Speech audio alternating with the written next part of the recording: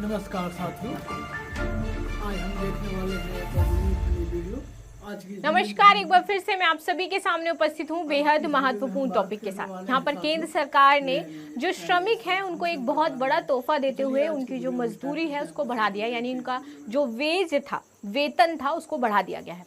इसी पर आज हम बात करने वाले हैं कि आखिर अब उनका मिनिमम जो वेतन है वो कितना होने वाला है, साथ ही साथ ये जो वेतन बढ़ाने की प्रक्रिया है वो किस प्रकार से सरकार करती है, और यहाँ पर आज हम कुछ महंगाई के बिंदुओं पर भी चर्चा करेंगे कि कैसे कैसे आपका इन्फ्लेशन बढ़ा और घटा है इस साल में, और कैसे कैसे प्रति व्यक्ति भोजन जो आपका थाली आता है उसका जो फूड प्रिपेयर होता है उसमें कितना पैसा लगता है, तो उसी अकॉर्डिंग आपका जो वेतन है, वेज है, ये सारी चीजें तय करी जाती हैं। ठीक है, तो इसी पर डिटेल से आंसर्स करने वाले हैं। मेरा नाम है प्राची मिश्रा और संस्कृति IAS के इस प्लेटफॉर्म पर आप सभी का स्वागत है।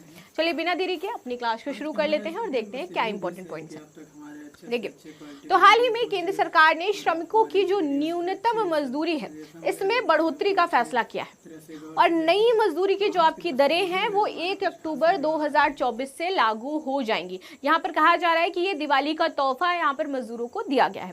लेकिन एक चीज आपको इसमें याद रखनी है कि जो स्किल्ड लेबर्स हो जाते हैं, आपके हाफ स्किल्ड लेबर है, जो अनस्किल्ड लेबर है, उनके लिए इसका जो चार्ज है वो अलग अलग रखा गया, यानी कि जो वेतन है वो अलग अलग रखा गया है। यहाँ पर ये जो वेतन आपको यहाँ पर दिखाई देगा ये आपके फुली स्किल्ड लेबर के लिए बताया जा रहा है।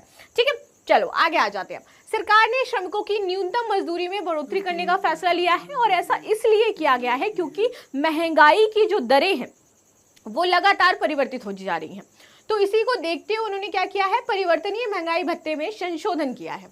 इसमें निर्माण, खनन और कृषि जैसे अनौपचारिक जो क्षेत्र हैं इसमें जो आपके श्रमिक शामिल हैं उनके लिए ये नियम लागू कर दिया जाएगा, और जो न्यूनतम मजदूरी है वो अब आपकी 1 अक्टूबर से पूरी तरीके से जैसी सरकार ने निर्धारित करी है वैसी दी जाएगी।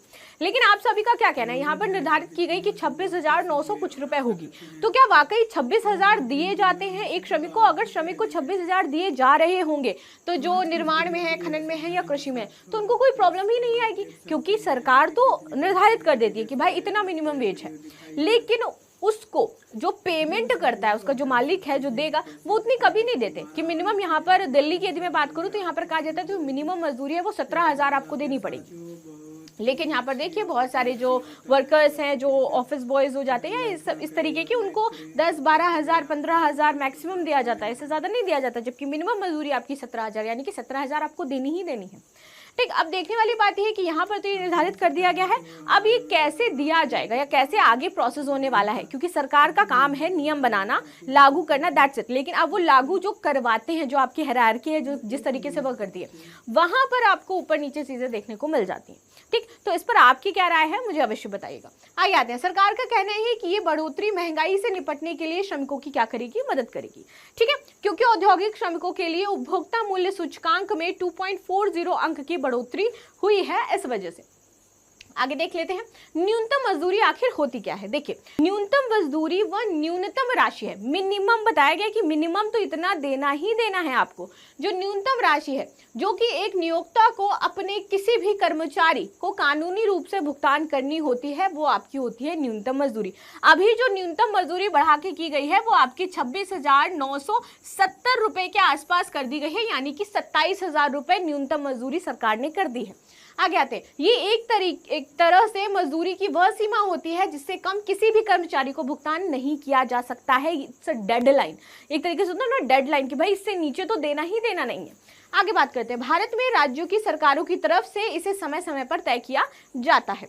आगे बात करते हैं, इसका उद्देश्य है कि सभी कर्मचारियों को कम से कम एक निश्चित राशि मिले, चाहे वे किसी भी काम में लगे हुए हो। आगे देखते हैं, भारत में न्यूनतम मजदूरी अधिनियम 1948 के तहत न्यूनतम मजदूरी आपकी निर्धारित करी जाती है। ठीक है, आगे बात कर लेते हैं। तो इस अधिनियम के तहत केंद्र सरकार साथ ही साथ राज्य सरकार विभिन्न क्षेत्रों के लिए अलग अलग न्यूनतम मजदूरी निर्धारित करती है। तो हर एक सेक्टर के लिए आपकी न्यूनतम मजदूरी जो है वो अलग अलग निर्धारित करी गई है।